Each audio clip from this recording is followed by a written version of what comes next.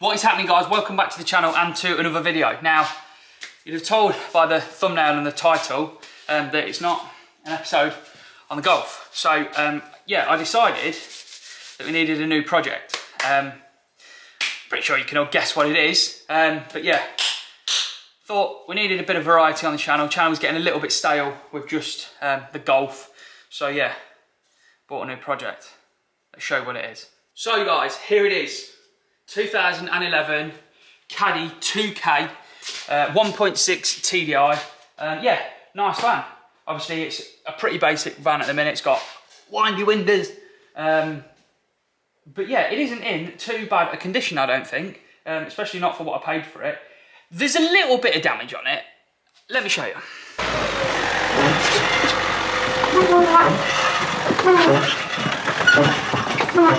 So yeah, as I said, there's a little bit of damage on it. I've literally had a 2-second look at it, and hopefully it isn't too bad.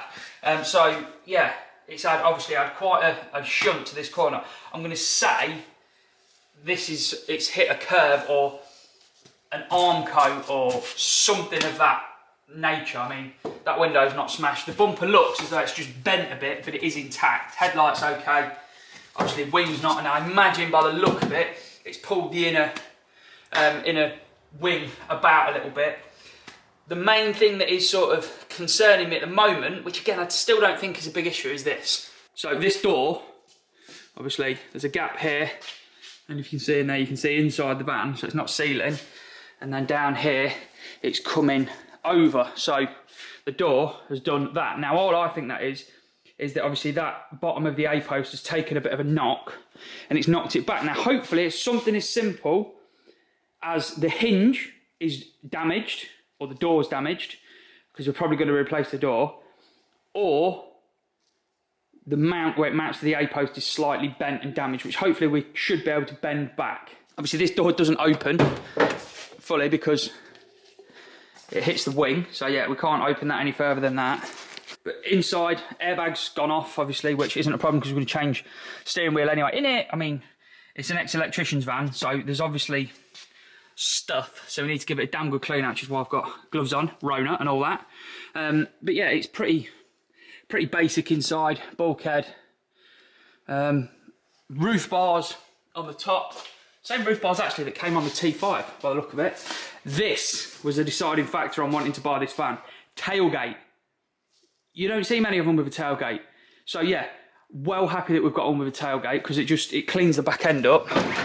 And then inside, it's just, like I said, it's just a bit of work van. Bit of ply lining, a little bit of carpet. But yeah, we'll obviously be ripping it all out completely, taking it all back, seeing what we can do. So, why a Caddy, and what is the plan? Why? Really, because it's one of those vehicles, it's always been on my list. I've always fancied owning, but never had the reason or money or time or need, I suppose, to own one. YouTube seems like a great idea to start owning these vehicles and building them that I've always wanted. That's the why, really. And you guys enjoyed my stepdad's Caddy build, so I suppose that's another why as well. The plan. So obviously the first thing to sort out is going to be getting this area sorted. From quick inspection, I'll get into it and we'll start ripping it apart in a little bit, but it needs, I think it needs a drive shaft, a lower arm, and hopefully that is about it mechanically that it needs. It drives, it sounds okay. Obviously it needs a wheel, because yeah, we might not be able to fix that one. It will need a wing, and the inner wing's obviously going to need pulling. Possibly it's going to need a new door as well. So then we can try an arch liner, so we can get the van back to a good base to start from. Coming around to the back, we're going to be doing a pretty standard thing. We'll get all of this cleared out, back to an open, empty van, as we did with my stepdad's Caddy. Cut the bulkhead again. I might buy the Caddy Life panels. I'm not 100% sure yet. We may just carpet these and put these back in. And then it'll be sand, and insulate, ply line, carpet, nice floor down. I think I'm going to try and, well, I'm going to make a bit of a feature of the ceiling as well with some nice lighting in it, just to bring it up a little bit. Because these are middle lights are, yeah, near on, pointless. Moving up to the front then, this bit gets a little bit more in depth, maybe. So I've actually purchased another vehicle. I'll put a picture in now, I've bought a 2010 Volkswagen Touran people carrier. If you've watched the Caddy series, the little mini series I did on carpet line and saw it in the back of my stepdad's Caddy out, I mentioned in that these vans from nose to pretty much in front of the rear suspension are the same floor pan as a Volkswagen Touran people carrier. So, we're going to be using the people carrier for its parts. We're going to be doing the dashboard swap because the dash in that is just a bit nicer. Centre console. Floor carpets, the rubber mats will be cut out, we'll be putting floor carpets in. We'll be putting the front seats in. This has got keep fit windows. So we'll be taking them out and we'll be fitting the electric windows from the Touran to this, and then obviously swapping the door card to match the dash and to lose this hole. And then keeping with the Touran, we're going to be removing this section of metal floor in the van, fitting the Touran rear carpets and doing a rear seat conversion as well. Coming round to the outside then, what we're going to be doing is getting rid of these steel wheels and horrible wheel trims, and we're going to be fitting some real nice alloy wheels. I've got my eye on a set already, but I haven't decided yet, so I won't say what they are until we go and pick them up. We'll obviously be sorting this arch gap out with a set of coilovers, because I can't find anywhere on the internet with a sort of how-to video or even just showing you what it is, because I'm not going to be a how-to because I've never worked on one before. But yeah, we'll be fitting some nice coilovers to it, get it sitting a little nicer with a real nice set of wheels. Coming around to the front of the van, now this is not going to be a groundbreaking thing by any means. It's been done hundreds of times on many, many different vans. What I want to do with the front end is I want to take the front bumper from a Mark 7 Golf GTD or GTI, which has got real nice vents and grills and things in it. We're going to cut that up, cut this bumper up, mould them together, and we'll have a hybrid Mark 7 Golf GTD or GTI Caddy front bumper, which will look so much better than this, sit a little lower, and just give it a little bit more of an aggressive look. So, as we've spoken about all that, I think I've covered most of what we're going to be doing. That leads us now on to a part of it it was in the plan, but I hadn't decided on exactly what I was going to do or how I was going to do it. So, where they've removed this sign writing, somebody's decided it'd be an absolutely wonderful idea to go at it with a Stanley blade. So, I've taken all the lacquer off. So, we're going to have to do one of two things. We're either going to wrap the van, which is something I've never done, I've always wanted to have a go at. I'm not 100% sure on that option yet. Or option two is go for a full colour change respray, which is going to be a hell of a lot of work. And I'm not talking spray cans this time, because I'll get a lot of abuse in the comments for spraying that T5. I think it looked alright, and what it was for, I liked it. Yeah, we're going to be trying to respray this. Luckily I've got a friend who set a spray shop up, not far away, who said I can use his booth for when we're painting it. Now I'm probably going to try and mock something or set some up that end and put a fan in the door for priming it, so I'm not going to keep moving it. But yeah, we're going to give a full colour change respray a go. There she is then, new project on the channel. What are you all thinking? I'm so excited to get on with it, I cannot wait. We'll make a start in a minute, start stripping this side to just get a bit of a gauge and get some parts ordered to get it back to a sort of solid base vehicle other than a, undrivable. You're driving it, it's getting it that, and then the drive shaft's in it, hilarious. What do you think? Is it the right move? Don't worry, I will still be posting content on the Golf as well. This is purely just to sort of, give a bit of variety to the channel. I felt it was getting a little bit stale with just posting Golf content, which was why we threw the little Caddy mini-series of my stepdad's van in there. And it worked, so we're going to be rolling with this project at the same time as the Golf. Drop me a comment and let me know what you think overall of the project, what you would do or what you wouldn't do. Also, please do like the video, share it about, tell your mates, get it out there. Let's see how many views we can get this little series onto. See if we can get it up near what the T5 was on, because that series was amazing. If you're not already, do please consider clicking subscribe and click the little bell to get a notification as well, so you can see the progress on this and the progress on the Golf. That's enough, I think. I think we've covered everything in this little, probably hour-long intro. Let's get set up and start taking some parts off this side and see how bad that damage really is.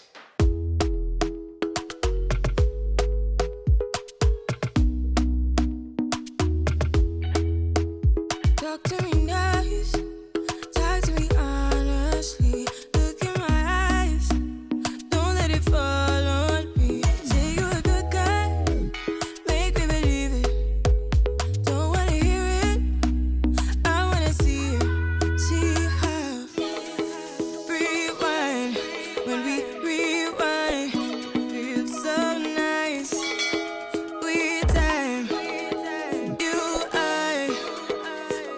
There's a start made on stripping it then. Obviously, first thing we did was I've took the arch liners out both sides to give us access to then be able to take the front bumper off, which is actually one of the easiest front bumpers to take off ever. You've got some screws here up to this bracket and on the inner arch liner on both sides. There's a few choice Torx screws underneath the bumper. And then there's some clips up here. You literally unclip it and it comes straight off. That is the easiest bumper I've ever removed. So yeah, that's now off. I'm now going to just start undoing bits and pieces this side to try and get this wing off. See how bad the damage is further in. Say you're a good guy, make me believe it. Don't wanna hear it, I wanna see it. See how. There's that side strip then. We've taken the arch liner out, we've took the wing off. I had to take this little quarter glass out here as well, which I've obviously broke taking out. Not the glass, but the seal, so I'm gonna have to work out what that is. But it's pretty much done what I thought it'd done regarding this door sitting not quite in the correct place. So by the looks of it, you can see in here, you see this crease where it goes along and then comes straight back out. This face should be completely flat. So it's pushed the hinge into the A-post a little there, and it's obviously broken. Whatever it's hit has hit this hinge as well and damaged the hinge, which is why the door is sitting like that, because that corner's gone in and back, which has thrown the top out like that. So it's essentially done that and pulled the door out. So hopefully pull this A-pillar out, a new hinge on a new door, and that should hopefully fix that. Coming down to suspension stuff, we've obviously got a bent trap rod arm here, which is many bents. So on this side, obviously that drive shaft should be straight, shouldn't have that kink in it, which is catching on the subframe as you're driving it. And obviously that lower arm, well, that lower arm's supposed to be straight. It's only a bit of pressed steel, so no wonder that's bent. It's a weak point, which I suppose is designed into it so it doesn't go damaging any of the actual chassis. So new arm, new drive shaft, and a new tie rod. And we should, hopefully, that should sort it. So now I'm going to strip the door down, get that door off, so we can assess the A-pillar a bit more.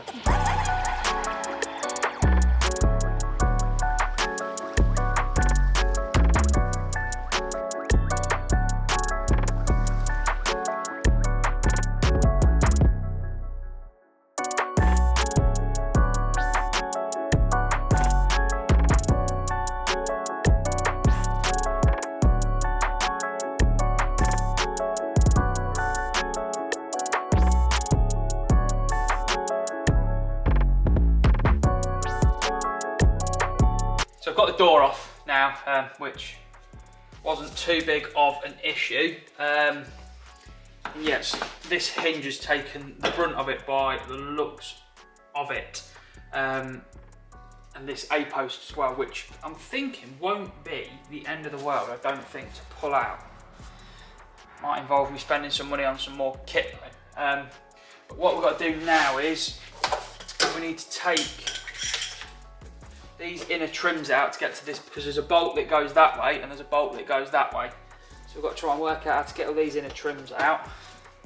It's probably easier said than done.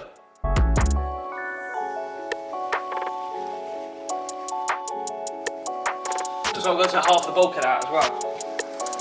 Unless I'm completely missing something.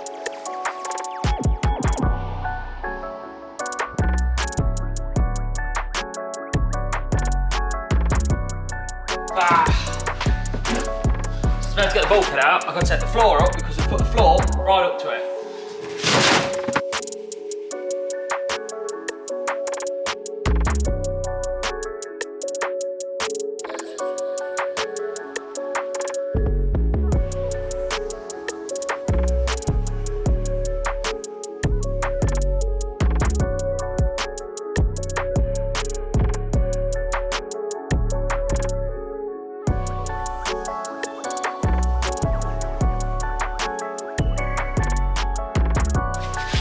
Now that's out, we can get back to the job we were trying to do.